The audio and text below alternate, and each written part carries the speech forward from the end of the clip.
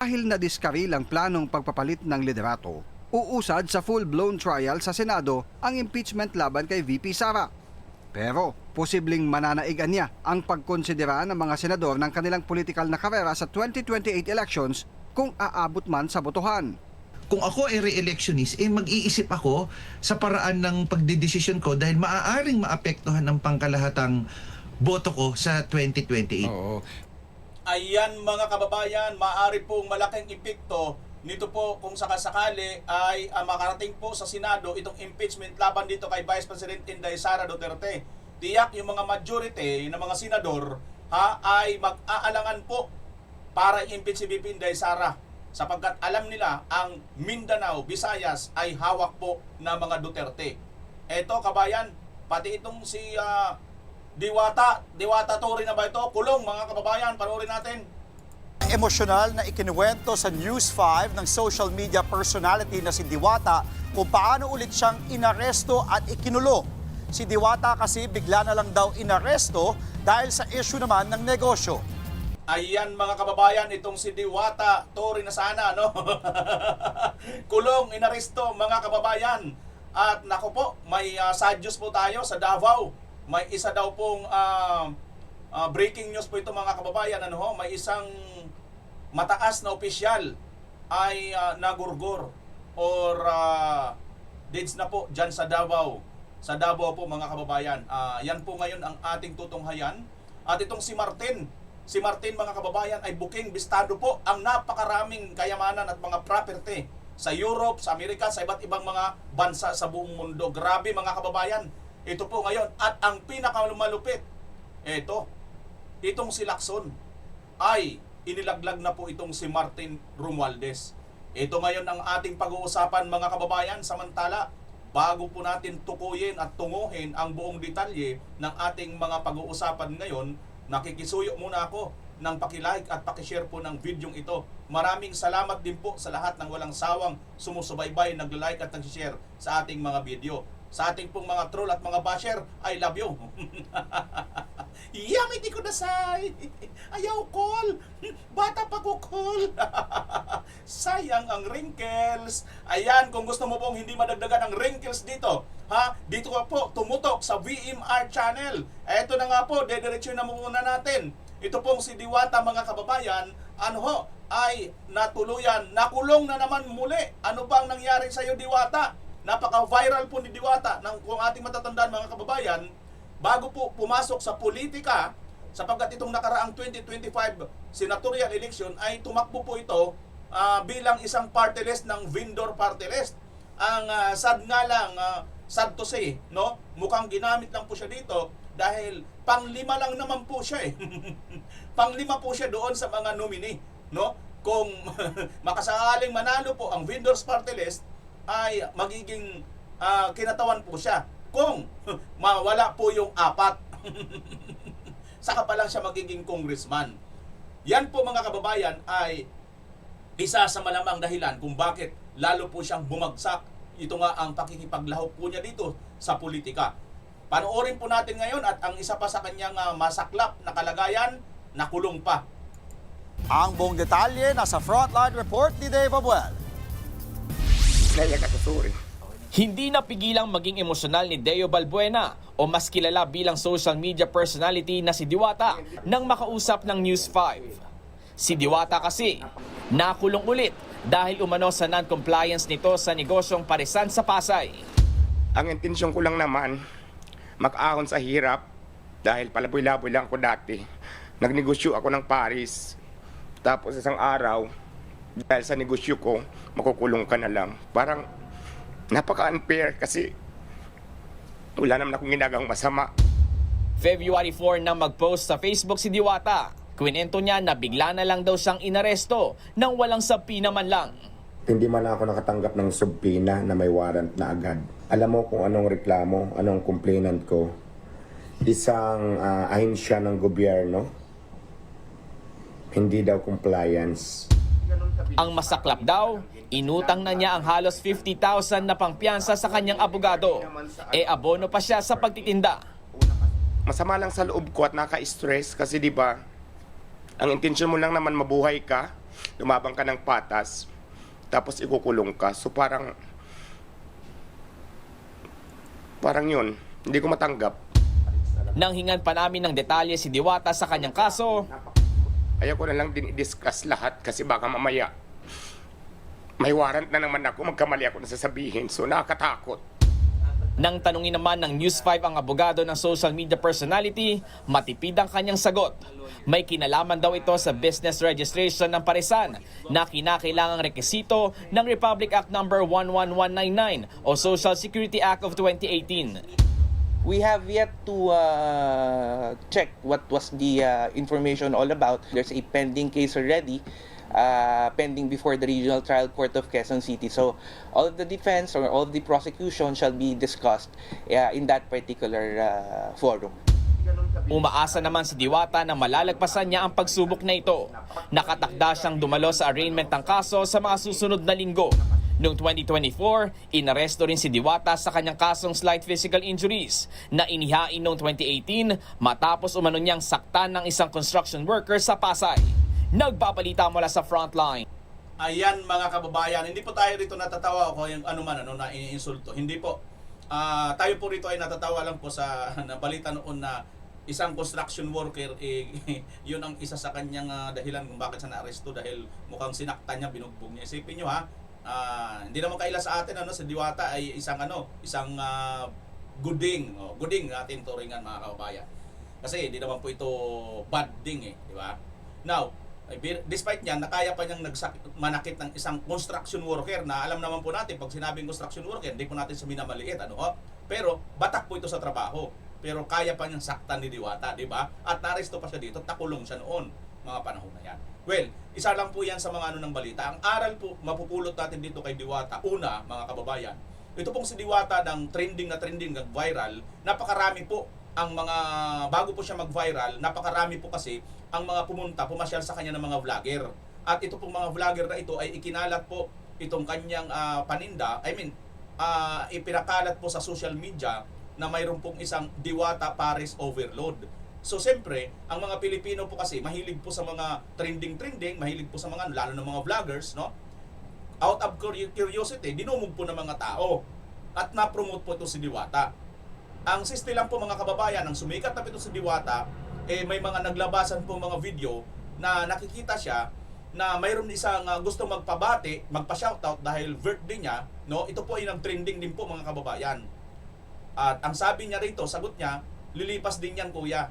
So parang dito, nag-umpisa na ang kanyang pagbagsak ng kanyang karera ng kasikatan mga kababayan. Ang aral na mapupulot natin dito, simple lang. Ako'y ina-admire ko rin si Diwata sa kanyang pagsisikap sa buhay. Ako rin po, nangarap din po ako na maging vendor at dati rin po tayo nag-vendor. Kahit ano pong negosyo, tininda na rin po natin noon basta marangal. Nagtinda rin po tayo, lalo dyan sa Divisoria. Nag-vendor tayo nung araw. At lahat po halos dyan sa Divisoria makikita ninyo, tininda ko po yan. Kasi naniniwala po ako na mayroon ko pong pag-asa pagka nagtitinda-tinda ka. At basta nasa maayos lang po at sumusunod ka po sa batas at legal, legal po lahat ng mga paninda mo, hindi po illegal na droga. Ako po ay ginawa ko po rin. Kaya ina-advise ko po dito sa puntong ito si Diwata. Ang downside nga lang po dito kay Diwata, yun nga, medyo nawalan po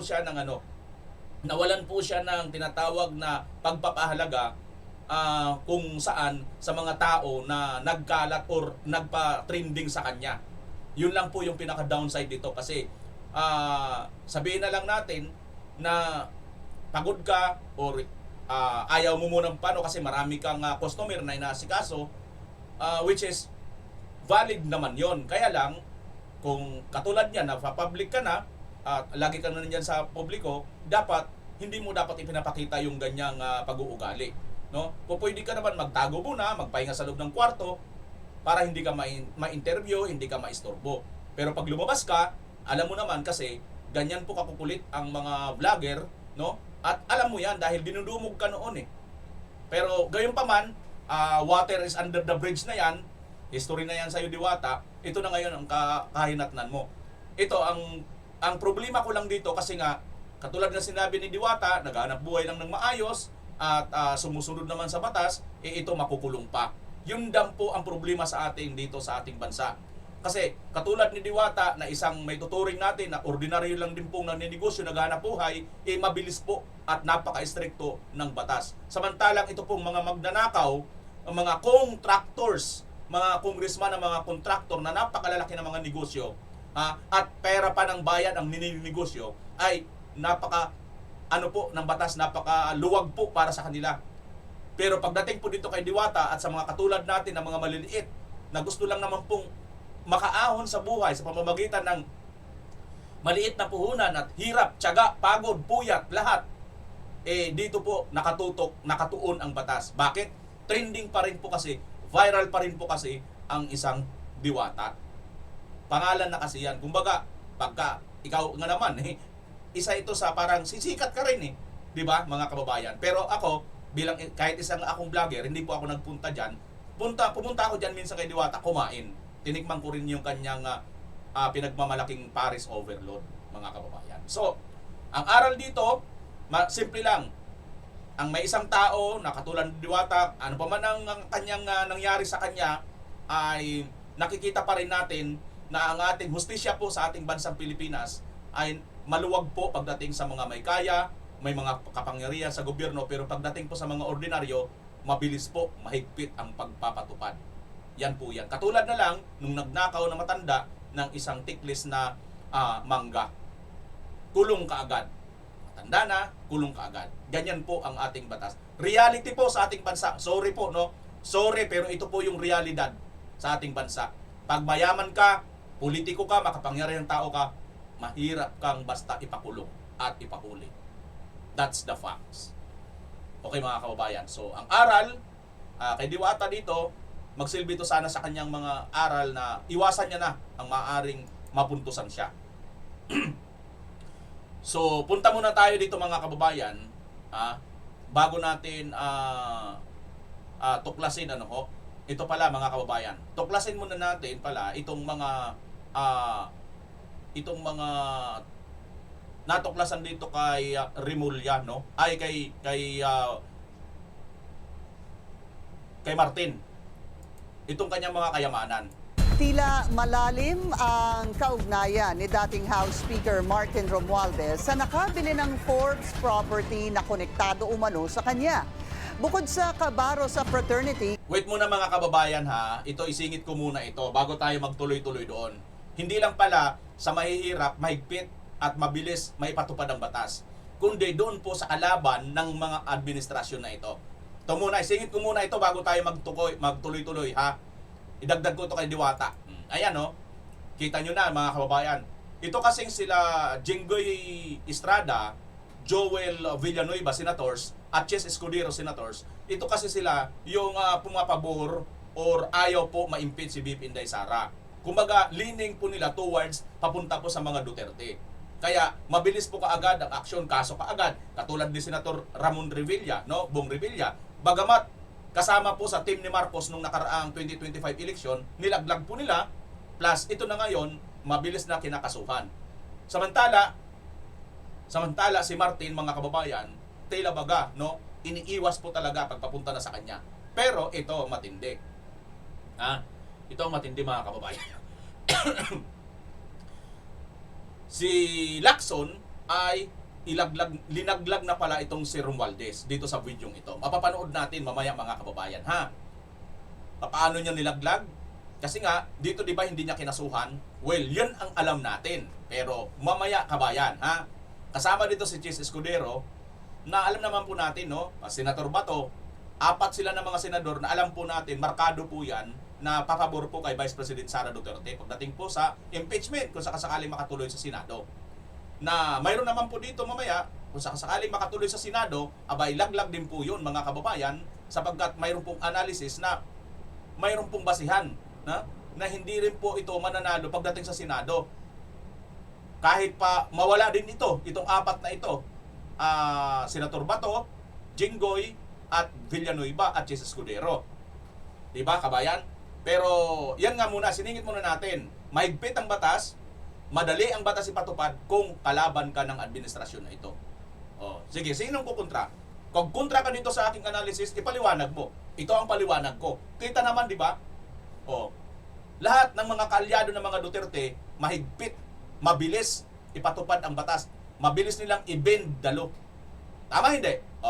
Sige. Kung naniniwala kang tama yan, okay. Tuloy na natin ito mga kababayan. Nasaan na ba tayo? Ito. Property ni Romualdez.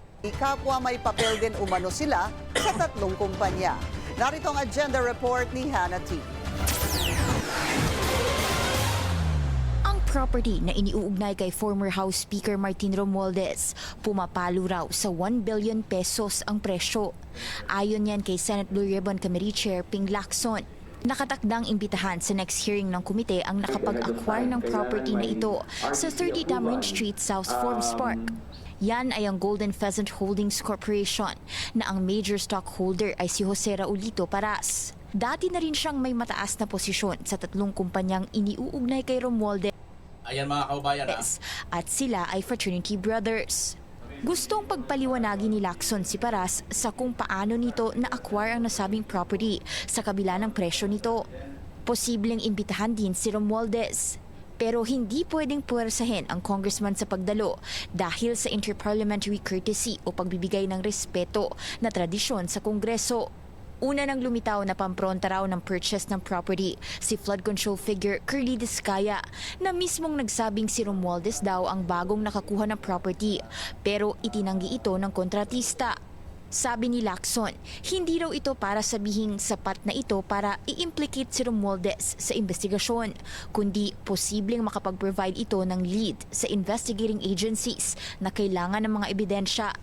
Wala pang opisyal na pahayag ang kampo ni Romualdez tungkol dito. Bukod sa South Forbes property issue, kailangan pang mag-explain ni dating DPWH Secretary Manuel Bonoan dahil sa mali-maling grid coordinates ng flood control projects. Mukhang kinakailangan kasing umulit ng ahensya sa pag-iimbestiga ng mga proyekto dahil nagmistulang guni-guni ang iilan, bunsod ng inaccurate coordinates. Dahilan ni Bonoan, galing daw ang mga record sa opisina ni late DPWH Undersecretary Maria Catalina Cabral at iba pa ang initial coordinates ng mga proyekto sa actual site. Ang coordinates na pinrovide sa flood control projects ay ginamit sa sumbong sa Pangulo website.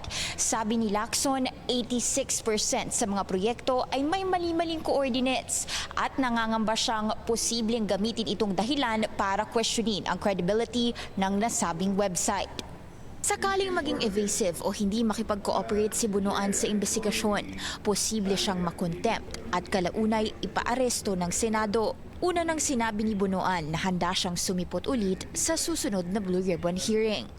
Para sa agenda, ayan mga kababayan ito sa Forbes Park, aabot sa 1 billion peso itong halaga na iniugnay kay Martin Romualdez. Ito pa, matindi ito mga kababayan, ang property ni Lacson. Ito mansion sa Sotogrande, Spain na nagkakahalaga ng higit 6 punto. Utang na konektado kay Martin Romualdez. Ang Villa Cabila may 16 na bedrooms at swimming pool. Pinili noong Enero 2024. Dali nga ba, tanggalan ko lang ng sound kasi makaka-copyright tayo niyan, music Ayan nakarehistro kay Martin Romualdez. Ito po, may makikita niyo naman may subtitle sa baba, Nakonektado ito sa Fraternity Brothers as at business associates ni Romualdez. Ayan mga kababayan, 130 million nilipat ni Romualdez sa halagang 58 pesos. Ano daw? Sa isa sa kahinahinala at maaari ituturing na fraudulent conveyance. Ayon sa ilang US lawyers, lumabas na inilipat na ex-speaker Martin Romualdez ang kanyang 130.5 million 2.24 million dollars ari-arian sa Dover, Massachusetts sa kampanyang konektado umano sa kanyang Fraternity Brothers sa halagang 58 pesos o $1 lamang. Ay grabe, multimillion ginawang multimillion euro pala ito mga kababayan sa Spain, OMG. Oh, inilipat ni Romualdez ang 2.44 million US estate.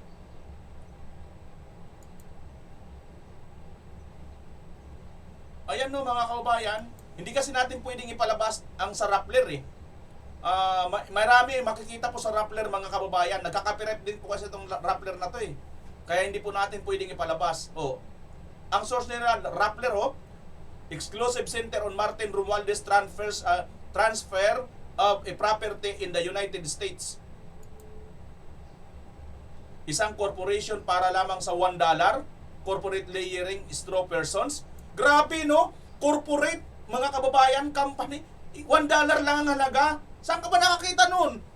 Nagtiting naman talaga, lukwan talaga ito mga kababayan. Tanong ng bayan, sino talaga ang tunay na may-ari ng mansyon? Oh. Di ba? Ang lupit nito, multi-million euro mansion ni Romualdez sa Spain na discovery. Ipinalipat lang sa $1 US, 58 pesos. Anak ng titing, paano nangyari yun? Di ba mga kababayan? Matindi to. Kaya nga, ito itong mga video na ipinapakita ko sa inyo, akala nang natin paulit-ulit, no? Kamukha nitong video na ito. Marami po kasing naiinis, pero alam nyo, kailangan balikan eh. Ito, 2 weeks ago ito, pinalabas ng property ito ni Martin, pinagginalaan 1 billion diyan sa Forbes. Tapos ito naman sa ibang bansa sa Spain. Ang lalaki nito pong mga property na to na pinagginalaan, nilipat lang sa 58 pesos lang. Anak ng titing naman Paano nangyari yun? Na naging 50 pesos lang yung halaga noon? Multi-million euro yan, tas naging 50 pesos lang? Ito yung matindi mga kababayan, ito yung mahirap. Ito yung mahirap natin na ikonekta. Ito yung mahirap natin ikonekta doon sa ginagawa ni Lacson ngayon, na bakit tila baga iniiwas ni Lacson itong si Martin Romualdez sa kabila ng napakarami na po ng mga ebidensya lumalabas na may kinaugnayan si Romualdez. Pero ang mabilis nilang inaksyonan, ito pong mga kakampi ni VP Sara ng mga senador. Katulad ni Chis Escudero, Joel Villanueva, Jinggo Estrada. At ang isa pang matindi mga kababayan, ito pa. Itong dating senador. Pakinggan nga natin itong isang dating senador mga kababayan. Masakit at higit sa lahat, nakakagalit na masilayan ang aming mahal na ama, ang aking mahal na asawa sa kanyang pinagdaraanan ngayon, sapagkat ang kanyang pagdurusa ay hindi bunga ng pagsuko sa isang kasalanan, kundi isang pagsuko sa sistemang pumayag sa kawalan ng hustisya, sa kawalan ng tunay na katarungan, kung saan ang inosente ay pinipiit at binubusalan.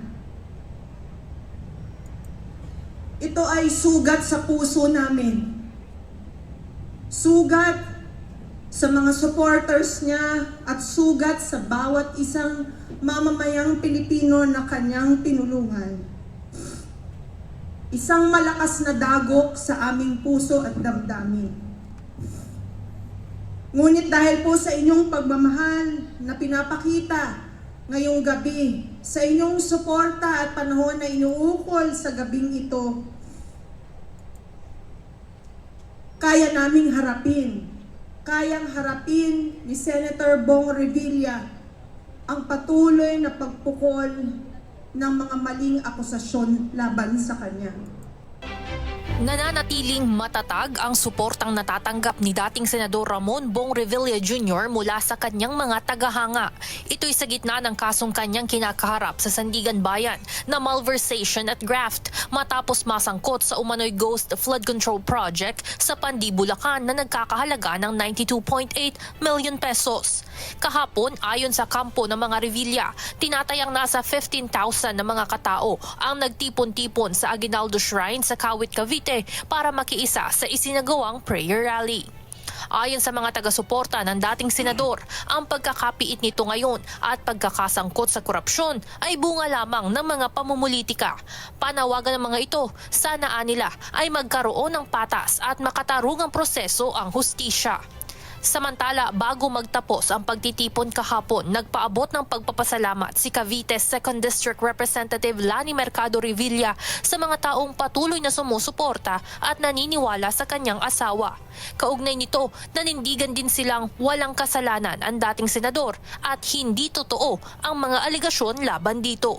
Sa kanyang pinagdaraanan ngayon, sapagkat ang kanyang pagdurusa ay hindi bunga ng pagsuko sa isang kasalanan, kundi isang pagsuko sa sistemang pumayag sa kawalan ng hustisya, sa kawalan ng tunay na katarungan. Kung saan ang inosente ay pinipiit at binubusalan. Ayon pa sa mambabatas, masakit at nakakagalit ang kasalukuyang dinadanas ng kanyang asawa. Ngunit bago ito, marami umano ang humimok kay former Senator Revilla na huwag sumuko sa mga otoridad at iwasan na lamang ang mga umano'y pambabatikos. Ngunit hinarap ni Bong ng taas noo at buong tapang, sumuko sa otoridad. Hinarap niya sa kabila ng sakit at malaking sakripisyo. Sinuko niya ang kanyang dignidad pagkat buo sa kanyang loob na wala siyang kasalanan. Naniniwala siya na kakampi niya ang katotohanan. Samantala, nananatili namang nakadetine ang dating senador sa New Quezon City Jail sa Payatas matapos hindi pagbigyan ng Sandigan Bayan na mailipat ng kustodiya sa Philippine National Police o PNP. Inaasahan ring isasagawa ang arraignment o pagbasa ng sakdal para sa kanyang kasong graft at malversation sa Anti-Graft Court ngayong araw. Evan Alvarez, UNTV News. Alam nyo mga kababayan, hindi po ako rin dito kay Senator Bong Revilla, Hindi rin po ako dito fan at hindi rin po ako bumuboto sa kanya. Pero kahit hindi ako bumuboto sa kanya, hindi ko rin po maintindihan at hindi ko rin po gusto ang nangyayari sa kanya ngayon. Alam nyo, okay lang sana kung ganito kahigpit ang ginagawa kay Senator Revilla, Kung ganito rin ginagawa, pinapatupad dito kay Martin Romualdez, na alam naman po ng lahat, tinuturo po siya ng mga ebidensya. Ang dami na pong nagturo sa kanya, yung Diskaya, Saldico mismo nakasama niya, at Sergeant Gotesa. Diba? At ang iba pang mga ebidensya na naglabasan. Pero bakit hindi man lang ni Lacson, mga kababayan, may isama yung una niyang report, diba? Ang una ng report ay wala doon si Martin Romualdez. Pero ang dami, andoon ang mga senador. At ito nga si Revilla. Alam nyo, sa totoo lang, katulad nga ng sinabi ni Diwata, naghahanap buhay lang siya ng patas. Pero ganito pa kahigpit ang batas para sa mga taong naghahanap buhay ng patas. Yan din po ang kahinatnan mo kung lumalaban ka ng patas pagdating sa politiko. Dahil marami po ang mga politiko hindi po patas lumaro. Sino po ba ang kauna-unahang nagsaper ng ganitong hindi patas na laro? Ang Tatay Digong. Si Tatay Digong, di ba? Siya na po ang kauna-unahang nagsaper ng hindi po patas na laro ng politika. Si Vice President Sara Duterte, Hindi po patas ang ginagawa sa kanya. Sipin nyo ha, si BBM, nakatakot-takot ang akusasyon, katakot-takot ang ebidensyang lumalabas. Ang pinaka-prime evidence natin, kabayan, na hindi na po nila pwedeng takasan, ito pong pagnanakaw ni BBM at ni Recto, nito pong 89 billion PhilHealth funds na kinuha po nila. At yung 60 billion, nilamon na po nitong mag-amo na ito. Nagnakaw uli sa 2026 budget para ipangtapal doon. Maliwanag po yan. Andyan na po sa Supreme Court. Dinesisyonan na po. Wala nang ligtas dito. Huwag na natin itong lahat ng mga ibang mga ebidensya. Kasi pwede nilang sabihin, wala namang ebidensya yan, wala namang kung ano-ano yan, hearsay lang. Sige. Katulad ng pagkidnap kay Tatay Digong, sige, wala na yon. Although hindi ba natin tinatanggap, no? Kasi may mga live evidence tayo eh. Video eh. Ano pa? Lahat ng mga yan, baliwalain na natin. Isa na lang. Korte Suprema nang nagsabi mismo, illegal ang ginawa ninyo. Ninakaw ninyo yung pera ng PhilHealth. Yun na lang, kabayan. Sapat na yun para si BBM ay ma-impeach. Pero anong ginawa nitong mga kakampi niya, na mga tarang ugab dyan sa Congress? Siyempre, andyan din sila eh. Sino-sino ba yung mga nandyan? Sila din mga sangkot na sa mga flood control eh. Kaya anong gagawin nila? Siyempre, itatago nila si BBM. Ililigtas nila si BBM kasi pagka nalaglag si BBM, laglag din sila. Bakit? Matik po si Vice President Sara Duterte ang uupo bilang Pangulo. At alam na po nila kung saan po sila pupulutin. Kaya bago po mangyari yun, gagawin nilang lahat para hindi po mangyari yun. Gets nyo, kabayan? Ito na ngayon. Pag lumaban ka ng patas dito sa ating bansa, sa politika, sigurado, pagkakaisan ka ng mga hindi po nakikipatas. Okay? Now, BMR, kanina mo pa sinasabi, pinapatagal mo lang ang video. Asan ba yung video na lumumaliktad na si Lacson? At dilaglag si Martin. Ito na, hindi yan video. Post po yan ng Batas PH. Ayan o. February 8, 9 ngayon. Kahapon lang po ito, pinost ng 13 hours ago. Ito, basahin natin. Lacson, Blue Ribbon to recommend criminal charges versus Romualdez over flood control miss. Matatanda natin mga kababayan, nagrekomenda noon yata ang ICI at itong si Boyeng Bendalo Remulla na mayroon po itong civil case, administrative case. Wala pong kulong yon. Pero ngayon, itong kay Lacson mismo ay recommend na po siya ng criminal charges. Pag sinabi mo pong criminal charges, pwede pong makulong si Romualdez dito, mga kababayan. Basahin po natin itong post ng Batas PH 13 hours ago. Kasama si Romualdez sa pinakakasuhan sa flood control anomalies. Senate President pro tempore Panfilo Ping Lacson revealed that former House Speaker and later Representative Martin Romualdez is among the individuals recommended to the face criminal charges in the draft report of the Senate Blue Ribbon Committee's investigation in the alleged anomalies in flood control projects. In an interview, Lacson clarified that speculation claiming Romualdez had been spared from liability is untrue. He explained that while Romualdez was not initially among those prominently cited, his alleged involvement falls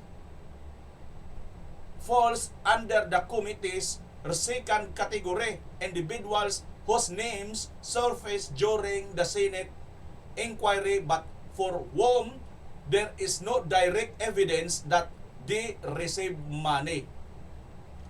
Ayan po mga kababayan ha, Batas PH po ang nag-upload nito, ang nag-post po nito. I-search nyo na lang po, Batas PH. So mga abogado po, maaari ang nito, nag-post nito. Ha? So ibig sabihin mga kababayan, mayroon daw pong si Lacson recommended criminal charges versus kay Romualdez, mga kababayan. Ano ibig sabihin nito? Nilalaglag nga ba talaga ni Lacson si Martin Romualdez? What did you think, mga kababayan? Ano ang nasa isip ninyo patungkol dito? Ito'y hindi po natin gawa-gawa, ha? Tandaan po ninyo, batas PH po yan. Hindi po natin po pwede ritong mag-ano ng mga ano lang, ha? Mga tawag nito, yung fake news. Bawal po yan dito sa ating channel. Mga kababayan, po ang source natin dyan. No? At lahat ng ito, mga kababayan, ay nag-iisip lang tayo, nakakapagtaka lang, no? Kung mayroon palang ganito, malaking balita ito eh. Pero saan ba itong interview? Kasi ayon dito sa Batas PH, based on the interview daw, no? Kay Lacson, saan ba na-interview ito? Hindi ko nakita ito, mga kababayan. So siguro, baka hindi lang ito tinaitilan ng ganito, no? Pero kaya tayo na lang dito mag-title. Lacson, kakasuhan ng criminal charges itong si Romualdez. Nilaglag na si Tambaloslos, mga kababayan. So, tingnan natin, kung papaano nga ba ito, gaano ito katotoo. Kasi sa mga naunang lumalabas, talagang mararamdaman po natin, nakikita po ng taong bayan na iniiwas po talaga itong si Romualdez dito sa investigasyon. Ano ho? Teka, mga kababayan, may breaking news tayo. Mayroon, lipat na po tayo, ha? Lipat na po tayo, mayroon pong breaking news dyan sa Davao. Ayan po. Ano itong breaking news? May nagurgur daw, no? Isang mataas na opisyal ng Philippine National Police dyan po sa regional office ng Davao Region PRO Davao was found dead in his office. Patay na daw po, mga kababayan, at the PRO Davao Logistic Compound on Monday. Monday ngayon lang to, kabayan, February 9, 2026. The official was discovered hours before the arrival of Philippine National Police PNP Chief General Jose Milencio Nartates, who later personally visited the PRO Davao helicopters in Camp Sergeant Quintin in Miresido, Buhangin, Davao City. As of press time, PRO Davao said in a statement that an investigation into the incident is ongoing. Sunstar Davao, mga kababayan. Hindi po pinangalanan kung sino ito. Mayroon naman nasabi dito, may nagpost dito, Roxanne Brillante at Ruel Brillante. Sino kaya ito, mga kababayan? Sabi naman ng nag-comment, isa pa nag-comment, si Alexis Andres, basin giatake sa kasing-kasing, baka daw inatake sa puso. Dalawa lang ang comment nitong post nitong Sunstar Davao. 5 minutes ago lang po ito, mga kababayan, ha. Kaya breaking news po ito sa Davao po. May isang mataas na opisyal na nakita daw natagpo ang patay. Found dead in his office. Hindi pa detalyado, mga kababayan, kung ano ang kinamatay, no? Namatay sa kanyang opisina, ha. Natagpo ang patay sa kanyang opisina. Ang isang mataas na opisyal. Sino kaya, mga kababayan? Sige nga, comment ka kayo kung sino yan. Mga taga Davao, sino yung natsugi dyan? At ano ang kanyang sanhi ng ikinamatay?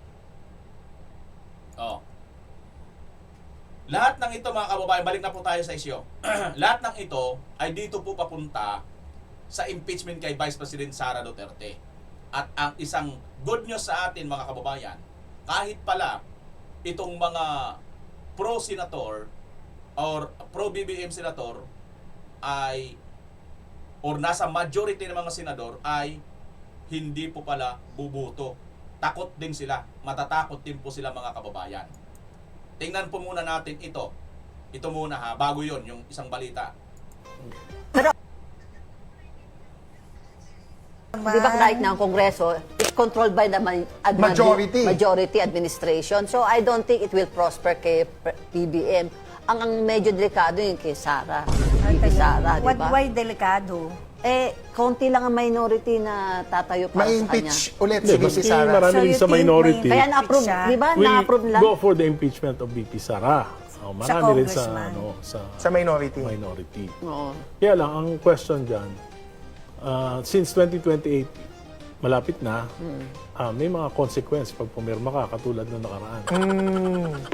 Pag pumirma, ano? Pag pumirma sa complaint, yan ang kaaway ka na mga- ni VP Sara. Diyan pumapasok ang mga wheeling and dealing behind the scene. Hindi lang ni VP Sara. Ng mga bilyonaryo. Hindi.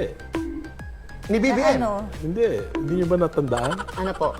Senator INC. Bongo. Ah. Ano yung INC? Paalala mo.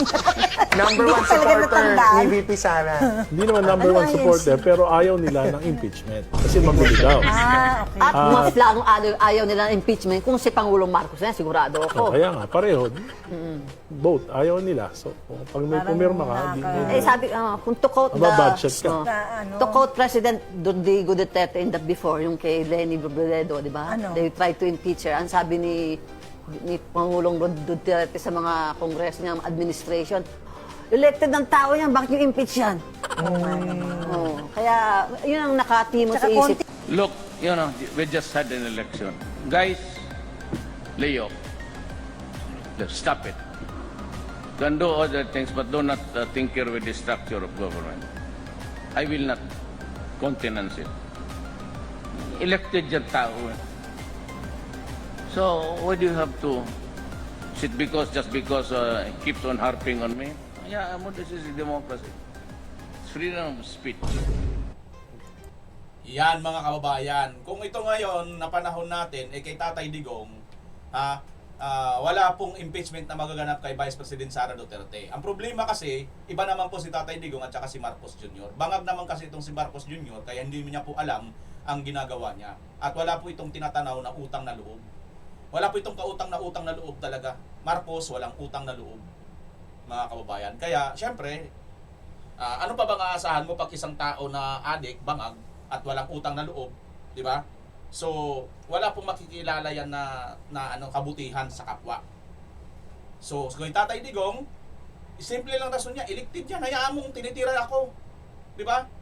O siya, tinitira din siya ni VP Sara noon, di ba? Hindi naman siya titirahin ni VP Sara kung hindi siya nag-una-una, di ba? Matindi ang ginawa nila kay VP Sara eh. Yung nga lang, pagkapakidam nila kay Tatay Digong, ano pa ba yun? Despite na pinalibing si Marcos Sr. Yan mga kababayan. At ang isa pa dito, ang INC. Big factor po ang INC. Di naman lingid sa ating kaalaman mga kababayan. Pagdating po ng eleksyon, lumuluhod po yung mga politiko sa INC. O sige nga, magbanggit ka mga mayor, congressman, gobernador, senador, vice president, di ba? Ay, nagsabi ang INC ayaw nila ng impeachment kay VP Sara. Pero anong ginawa nito mga ito? Tumuloy pa rin sila. Ano nangyari sa eleksyon? Di ba? At hindi lang yan. Siyempre, yung mga organic na mga DDA supporters. Kahit hindi INC, napakarami po, iba't ibang relihiyon hanggang mga Muslim. At kita naman po yan sa mga survey. At dahil dyan mga kababayan, dahil dyan, ito ang matindi. Makarating man sa Senado, itong impeachment, kahit pa yabang ni School Bukol, sasabihin niya, naka-forfeit na daw sa kanya, ito ang kanilang masasagupa dito mga kababayan. Anuurin natin kung ano ang mangyayari pagdating na makasampa na po sa Senado, ito pong impeachment laban kay VP Inday. Umusad man ang panibagong mga reklamo laban kay VP Sara, kumbinsido ang isang political analyst na titimbangin ito hindi lang dahil sa ebidensya, kundi sa karera ng mga senador sa politika. Yan ang Agenda Weekend Report ni Dexter Ganibe ng Abante. Political survival ang isa sa nakikitang dahilan kaya todo ang pag-push ng minorya na mapalitan si Senate President Tito Soto.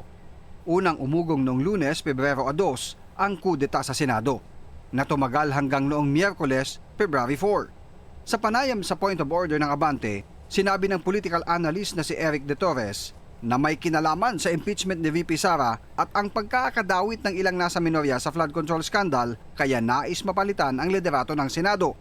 Talagang political survival dahil alam naman natin na lahat ng ito, ang maaaring pagpapalit ay dalawang bagay. Maaaring sinyalis ito sa paghahanda para sa nalalabing impeachment ng susunod kay maaaring kung lumusot sa Kamara yung kay VP Sara, At ikalawa naman, yung pagtingin na kung saan sila mismo o yung failure to protect nga, yung mga kasama nila. Pero dahil nadiskaril ang planong pagpapalit ng liderato, uusad sa full-blown trial sa Senado ang impeachment laban kay VP Sara. Pero posibleng mananaigan niya ang pagkonsidera ng mga senador ng kanilang political na karera sa 2028 elections kung aabot man sa botohan. Kung ako ay re-electionist, mag-iisip ako sa paraan ng pagdidesisyon ko dahil maaaring maapektuhan ang pangkalahatang boto ko sa 2028. Oo. 12 sa mga senador ang gagraduate na sa 2028. 8 rito ay mga re-electionist o maaari pang tumakbong muli na senador. Sina Robin Padilla, Loren Legarda, Raffy Tulfo, Alan Peter Cayetano, Cheese Escudero, Mark Villar, JB Ejercito at Jinggoy Estrada. 4 naman ang di na maaring tumakbong muling senador, subalit maaring kumandidato sa mas mababa o mas mataas na posisyon. Kabilang dito sina Senator Win Gatchalian, Risa Ontiveros, Joel Villanueva at Mig Zubiri. Kaya kahit nasa mayorya man anya ang isang senador at umabot sa botohan ng impeachment, maaring kumiling sila sa VP dahil sa malakas na hatak nitong botante sa Mindanao at kalahati ng Visayas Region. Pero tingin ko pagdating ng botohan, kung lumusot man sa Kamara at nasa kamay na ng mga Senado at mag-proceed ito at magkaroon ng hearing sa Senado, iba ang magiging desisyon regardless ng kung nasa mayorya ang mga senador. Lalo na ang unang konsiderasyon dyan ay ang nalalabing 2028 at kung sila ay re-electionist pagdating sa 2028. Inaasahang bukas uusad ang mga impeachment complaint ng Vice Presidente sa Kamara. Una nang sinabi ni Senate President Tito Soto na kapag naiakyat sa Senado ay forthwith niya itong aaksyonan. Para sa... Grabe, ano? Si Tito Soto, tutasin, ano? At school bukol, ano? Talagang atat si Sir. Atat na maging Vice President. Kasi nga, pagka naging Vice President siya, mabilis na lang mapapalaglag itong si Marcos Jr. Sa sobrang weak nito, sasampahan ito uli ng impeachment. At syempre, presidente na siya pagdating ng 2028. Galing mo to, tasin ginagawa mo lang pang iskul bukol yung mga galawan mo. Huwag ganon. Bistado ka na. Ito mga kababayan pala ang mga maaaring re-electionist, ano?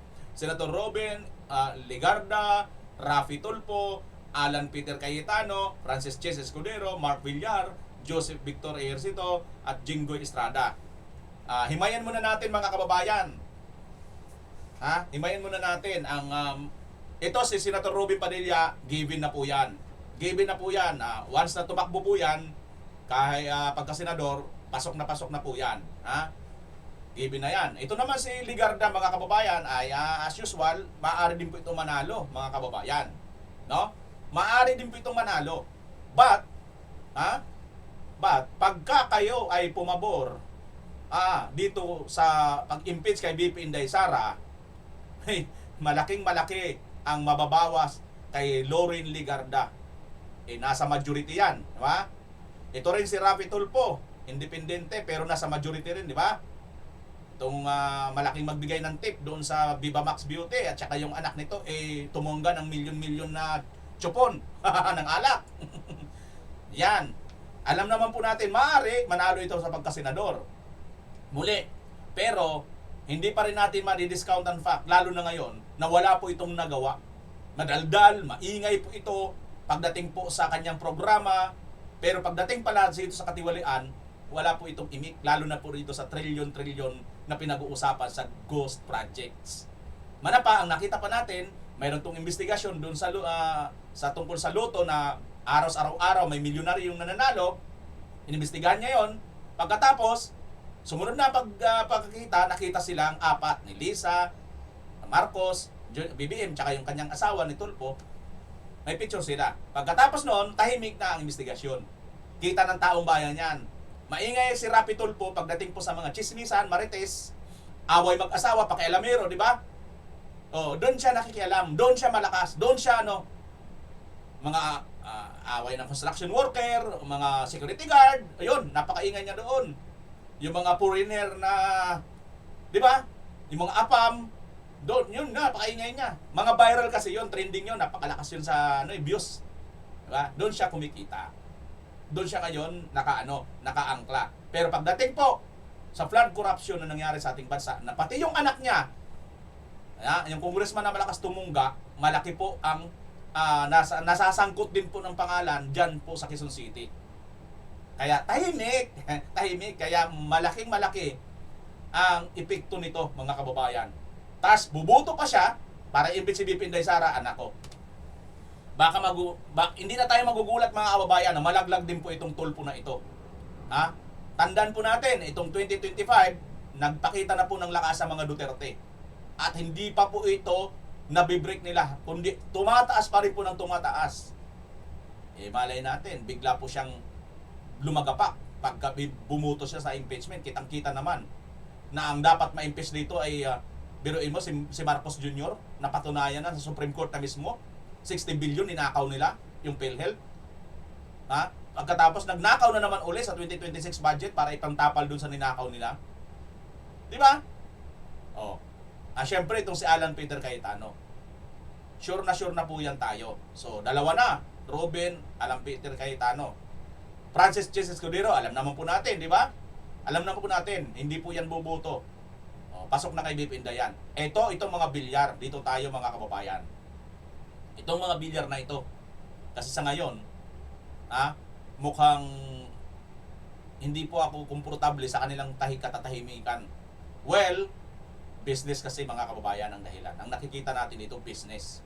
Pero tandaan po natin, ito po ay isa po ito sa pinagkatiwalaan ni Tatay Digong dito po sa DPWH bilang sekretary. Joseph Victor JBR Sito, mga kababayan, ito, si JBR Sito. Natalo na ito noon, mga kababayan. Sa issue lang ito, nasabit ito doon kay Red Cross natalo ito noon dahil doon sa issue ng yung double plaka ng mga motorista. Pagkatapos ngayon, magparamdam ka uli at i-impeach mo si BP Inday, abay, suicide na yan, JBR Sito. Kung doon nga lang sa doble plaka, natalo ka na ano pa itong Duterte na ang babanggain mo? At syempre si Jinggoy Estrada, mga kababayan. Mga re-electionist ito. Itong si Mark Villar, sure win po ito kung papabor ito kay BP Inday. Pero pagka ito bumoto, maniwala kay Sandy, baka sigurado rin po itong malalaglag. So, bilangin natin, 1, 2, 3, 4, 5, 6, 6 na po ito na sigurado po tayo pabor kay BP Inday. Itong dalawa, si Tulfo at saka si Ligarda, si Tulfo siguro, dahil nga po sa talagang alam naman, talaga ito dito na ito, katulad ng kanyang kapatid si Erwin, di ba? Si Bindalo. Malamang, lulunukin na nila talaga ang galit ng taong bayan. Kay Ligarda na lang, mga kababayan, dahil yung kanyang anak, isa po ngayon sa nagsisiwalat patungkol po dito sa mga flood control corruption.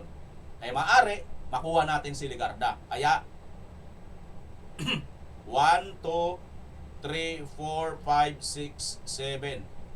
1, 2, 3, 4, 5, 6, 7 na ito, mga kababayan.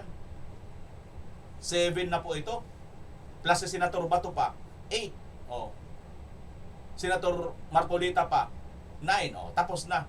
Makarating man sa Senado, mayroon pong siyam po, or 10, or higit pa, na sigurado pong buboto kay Vice President Inday Sara Duterte para hindi po ma-impeach. So, siyam lang pong kailangan, mga kababayan na senador. Itong mga ito sigurado na Kay Ligarda lang naman ako Kay Ligarda lang naman ako Pero nakatingin sa iyo ang mata ng taong bayan, Ligarda. Yan po, mga kababayan. So bago tayo magtapos, kabayan, dito muna tayo kay Tatay Digong. 2 linggo bago ang confirmation of charges hearing ni FPRRD, pumiling ang kanyang kampo na magdagdag ng mga ebidensya. Narito ang Agenda Weekend Report ni John Manalo. Ngayong papalapit na ang confirmation of charges ni former President Rodrigo Duterte, Humiling ang lead counsel nitong si Attorney Nicholas Kaufman sa International Criminal Court Pre-Trial Chamber 1 na dagdagan ang list of evidence ng defense team para sa kaso ng dating Pangulo. Sa isang request noong February 6, nais ng kampo ni FPRRD na makapagdagdag ng 78 items sa kanilang list of evidence na nauna na nilang isumite noong September 5, 2025. Ayan mga kababayan, na-topic na rin po ito natin kahapon, di ba? At ang ayon nga natin dito, ito ay si Kian, no? Si Kian de los Santos, yung ang kinapanalo sa kaso ni Kian ay maaaring isa sa magandang ebidensya at magandang alas, malaking alas ni Tatay Digong laban dito sa ICC. Bakit? Kasi po, dahil po kay Kian, nakita po na gumagana ang justice system sa ating bansa. Na ito po ang kanilang bintang, hindi po gumagana. So, ano ngayon yan? Ibig mo ba sabihin, baliwala yan? Ibig mo ba sabihin, walang nakakulong ngayon ng mga pulis na tsumugi dito kay Kian? O kung babawaliwalain nila yan, wala na talaga rin tayo. Itong ICC talaga, hindi po ito korte, kundi ito po ay kangaroo, ito po ay talagang para lang ito doon sa isang side, hindi po sila tunay na hostesya. Yan po yan mga kababayan. So, ayan po ang ating napag-aralan ngayon na takpak sa ngayon, ano? Na ito nga po si Tatay Digong ay maaari pong manalo na po dito sa kaso sa ano ngayon dito sa ebidensyang ilalabas. Plus, itong si BP Inday Sara naman mga kababayan ay kahit makarating pa po sa Senado, although doon sa Congress pa lang, ayon kay Kong Irese, takot na sila dahil ang mga congressman takot yan sa mga INC. 'Di ba? Kasi ayaw ng INC ng impeachment. Okay? So 2028 na ngayon mga kababayan, alam po nila itong lahat, no? Na ang 2028 ay Duterte po ulit. At nakikita naman po sa mga survey at pati sila aminado sila. So ang mga senador, kahit pa makarating sa kanila yan, sigurado na po nababaliktad yan kahit majority pa sila. BP Inday Sara pa rin. Kaya ikaw, Tuta Soto, sorry ka na lang sa pangarap mong maging Vice President. Lumabad ka kasi. Talo ka naman eh. Kaya hindi ka manalo, kaya gagawin mo na lang, dito na lang. Di ba mga kababayan? Dahil hindi manalo si Tuta Sen, dito na lang siya ngayon sa para hindi makatakbo si BP Inday, disqualified ka na. Impeach ka na. Para wala akong kalaban. Vice President na ako. Hindi na ako naghirap. Galing ha. Galing mo talaga school bukol ha. Okay mga kababayan. Eto na. Good afternoon, Idol. I'm listening from Dammam Kingdom, Saudi Arabia. Lucy Evangelista. Thank you po. Ayan. Good evening, Idol. Watching from Pasay. Christy Marquez. Brother na lang ha. Huwag nyo na akong idolin. Bawal yun. Yes na yes, dapat araw-araw ang post nyo para pa ulit-ulit namin mapanood kung anong gawa nilang kasamaan. Sabi ni Corazon. Correct. Yun na, kamukha nitong inuulit po natin kasi nga po, nakakalimutan kamukha niya, no? Si Romualdez. Ang dami po palang mga ano nito, biruin mo yun, mga kababayan. Sino nakaalam sa inyo rito? Na yung halagang multimillion dollars, euro dollars, ha? Binenta lang niya sa piso. 58 pesos lang. Naniniwala kayo doon? O, sino nakapanood na noon? Wala, di ba? Kukunti, kung mayroon man. O, so mga hindi nakapanood, dito niyo mapanood. Watching from New Jersey, Clarita Lugan. Watching yung informative video, Idol. Magkuno TV. Duterte watching, Duterte pa rin, watching from London. Cecil DeWitt. O, General Santos, watching naman siya. Si Leonidas Abano. Ayan. Good afternoon. Watching from United Kingdom naman din siya. Shout out sa iyo dyan. Hari Raj Dula. Yan ang ating suki na yan, si Hari Raj Dula. At saka si Ate Charilo, ang ating member. Hindi lang pa basta suki yan, member po yan. Good evening, watching here from Qatar. Ingat kayo dyan, sabi ni Chaitap. Shoutout sa iyo, Chaitap. Always watching, Sir Bimar, Ana Santos. Mahal Jose, good evening din sa iyo, ha. Shoutout from Butuan City. Butuan City naman, si Estrella Daza Lopez. Gets na gets namin, sabi ni Hani Galula. Ayun, thank you sa mga nakaka-gets, ha. Merny Magno, hello everyone. No post ko ito sa FB, so public may know. Ano daw? Lester Dominic. Na-post ko ito sa FB. So na public may know. Ano daw? Hindi ko magets. BMR always watching from Renton, Washington. Bartolome Arienza. Sa next dapat yung interview mismo ang ilabas para panuurin Makabayan Black, sabi ni Surprise. Tama ka, sabi nito. Bakit pinayagan umalis agad si Chantal sa USA? Ayan, panoorin nyo na lang po uli. Ano naman sinabi nilang dahilan kung bakit pinayagan? Kasi nga po, nag-comply daw po si Chantal eh. At saka hindi naman daw po siya hindi po siya arestado, hindi po siya detained. Yamiti ko dasay, haha, sabi ni Mariates Periliriha.